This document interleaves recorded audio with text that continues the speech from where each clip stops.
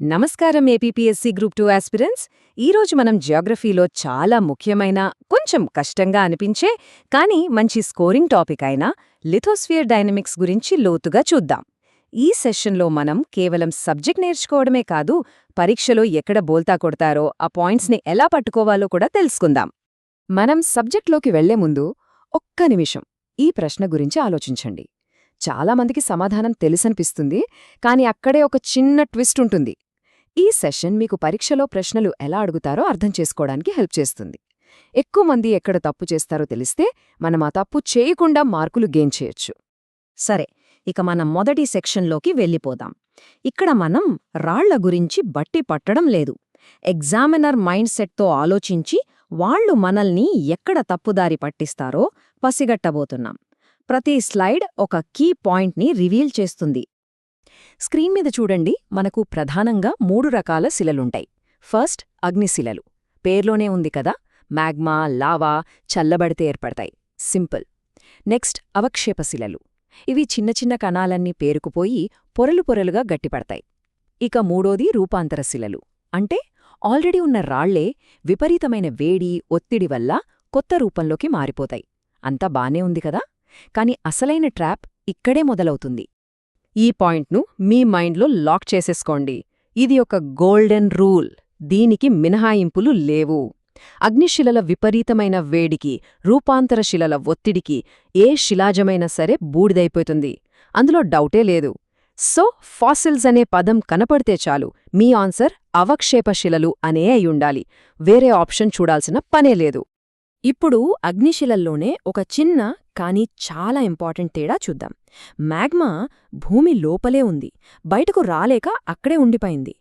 వేల సంవత్సరాలు చాలా నెమ్మదిగా చల్లబడింది. ఇలా నెమ్మదిగా చల్లబడటం వల్ల అందులో క్రిస్టల్స్ అంటే స్ఫటికాలు చాలా పెద్దగా, క్లియర్గా ఏర్పడతాయి. గ్రానైట్ దీనికి బెస్ట్ ఎగ్జాంపుల్. అదే లావా అగ్నిపర్వతం నుంచి బయటకు దూసుకొచ్చి భూమి మీదకు రాంగానే గాలికి టక్కున చల్లబడిపోయింది. టైం లేదు కదా, అందుకే క్రిస్టల్స్ ఏర్పడటానికి టైముండదు, చాలా చిన్నగా, గరుకుగా ఉంటాయి. బసాల్ట్ రాయిని చూస్తే ఇదే కనిపిస్తుంది. ఇది ఒక క్లాసిక్ మెంటో టిప్. అగ్నిశిలల్ని వాటి కెమికల్ కాంపోజిషన్ బట్టి కూడా అడుగుతారు. సింపుల్గా చెప్పాలంటే, సిలికా ఎక్కువగా ఉంటే అది ఫెల్సిక్, తక్కువగా ఉంటే మాఫెక్. దీన్ని గుర్తుపెట్టుకోవడానికి ఒక చిన్న చీట్ కోడ్ చెప్తాను. ఫెల్సిక్లో ఎల్ ఉంది కదా, లైట్ కలర్ అనుకోండి. మాఫెక్ని డార్క్ కలర్ అనుకోండి. సో ఫెల్సిక్ అంటే గ్రానైట్ లాగా లేత రంగు, మాఫిక్ అంటే బసాల్ట్ లాగా ముదురు రంగు. ఈ చిన్న లాజిక్తోనే చాలా ప్రశ్నలు సాల్వ్ చేయొచ్చు. ఈ టేబుల్ చూడండి, ఇదొక మ్యాజిక్ లాంటిది. ఇక్కడ ఒక రాయి విపరీతమైన పీడనం వల్ల ఎలా మారిపోతుందో చూపిస్తున్నాం. మామూలు సున్నపు రాయి లైమ్స్టోన్ కాస్త అందమైన పాలరాయిగా మారిపోతుంది, మార్బుల్గా మారిపోతుంది. అలాగే ఇసుకరాయి శాండ్స్టోన్ కఠినమైన క్వాడ్జైడ్గా రూపాంతరం చెందుతుంది. మ్యాచ్ ద ఫాలోయింగ్ ప్రశ్నల్లో వీటిని అడగకుండా పేపర్ ఉండదంటే నమ్మండి. సో ఈ జంటలను బాగా గుర్తుపెట్టుకోండి. సరే, నెక్స్ట్ టాపిక్ భూకంపాలు. ఇక్కడ చాలామంది చేసే తప్పు ఏంటంటే, పదాలు సింపుల్గా ఉన్నాయని లైట్ తీసుకుంటారు, కానీ ఆ పదాల అర్థంలోనే మార్కులు పోగొట్టుకుంటారు. అందుకే ప్రతి పదం మీద మనకు పూర్తి క్లారిటీ ఉండాలి. చూడండి, భూమి లోపల ఏ పాయింట్ దగ్గరైతే భూకంపం పుడుతుందో ఆ అసలు పాయింట్ని ఫోకస్ లేదా హైపోసెంటర్ అంటాం. ఓకేనా? ఇప్పుడు ఆ ఫోకస్కి స్ట్రేట్గా, సరిగ్గా పైన భూమి ఉపరితలం మీదుండే పాయింట్నే ఎపిసెంటర్ అంటాం. భూమి కంపించడం ఫోకస్లో మొదలైనా మనం చూసే విధ్వంసం మాత్రం ఎక్కువగా ఎపిసెంటర్ దగ్గరే ఉంటుంది. ఈ రెండింటి మధ్య తేడా చాలా సింపుల్, కానీ చాలా ఇంపార్టెంట్. మెర్కలీ స్కేల్ అంటే ఒక రిపోర్టర్ లాంటిది. అక్కడ ఏం జరిగిందో చూసి చెప్తుంది. అయ్యో, బిల్డింగ్లు పడిపోయాయి, గోడలు బీటలు వారాయి అని వర్ణిస్తుంది. ఇది గుణాత్మకం. కాని రిక్టర్ స్కేల్ ఒక సైంటిస్ట్ లాంటిది. అసలు ఎంత శక్తి రిలీజ్ అయింది అని కరెక్ట్గా కొలిచి చెప్తుంది. ఇది పరిమాణాత్మకం. ఒకటి క్వాలిటీ, ఇంకొకటి క్వాంటిటీ.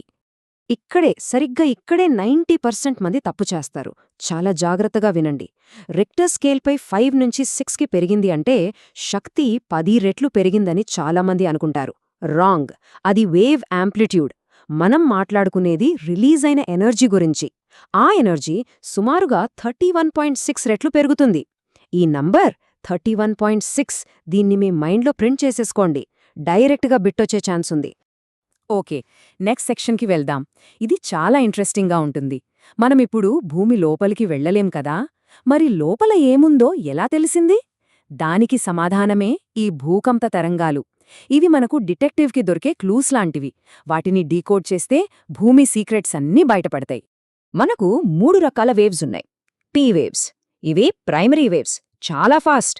గట్టి, ద్రవ, గ్యాస్ దేంట్లో నుంచైనా దూసుకెళ్ళిపోతాయి, ఒక ఎక్స్ప్రెస్ ట్రైన్ లాగా. Next yes waves, secondary waves. ఇవి కొంచెం స్లో, కానీ వీటికొక కండిషన్ ఉంది. నేను కేవలం ఘన పదార్థాల సాలిడ్స్ గుండా మాత్రమే వెళ్తాను, లిక్విడ్స్లో వెళ్ళను అని అంటాయి. ఈ పాయింటే మనకు పెద్ద క్లూ. ఇక ఎల్ వేవ్స్. ఇవి సర్ఫేస్ వేవ్స్, భూమి పైపైన తిరుగుతూ విధ్వంసం సృష్టిస్తాయి. ఇప్పుడు ఆ ఎస్ వేవ్స్ కండిషన్ మనకు ఎలా హెల్ప్ అవుతుందో చూద్దాం. ఓకే, ఇప్పుడు మనం ఈ టాపిక్లో ది మోస్ట్ ఇంపార్టెంట్ పాయింట్, ఒక చీట్ కోడ్ లాంటి విషయం తెలుసుకోబోతున్నాం. ఇది అర్థమైతే చాలు, భూమి అంతర్భాగం మీద వచ్చే ఏ ప్రశ్నకైనా ఆన్సర్ చేయొచ్చు. రెడీ? ఈ చిత్రాన్ని చూడండి. భూకంపం వచ్చినప్పుడు ఎస్ వేవ్స్ ప్రయాణం మొదలుపెట్టాయి. అలా వెళుతూ వెళుతూ భూమి మధ్యలో ఉన్న ఔటర్ కోర్ దగ్గరకు వచ్చాయి. కాని సైంటిస్టులకి తెలుసు, ఆ ఔటర్ కోర్ లిక్విడ్ రూపంలో ఉంది. ఇంకేముంది? ఎస్ వేవ్స్కున్న కండిషన్ గుర్తొచ్చిందా? అవి లిక్విడ్స్లో వెళ్లలేవు, సో అక్కడితో ఆగిపోయాయి. దానివల్ల భూమికి అవతలివైపు ఒక పెద్ద ఏరియాలో ఈ ఎస్ వేవ్స్ అస్సలు రికార్డ్ అవ్వలేదు. ఆ ఏరియానే షాడో జోన్. ఇదే మనకు దొరికిన తిరుగులేని ప్రూఫ్, భూమి ఔటర్ కోర్ లిక్విడ్ అని చెప్పడానికి. ఇది చూడండి, ఎగ్జామ్లో ఇలాగే అడుగుతారు.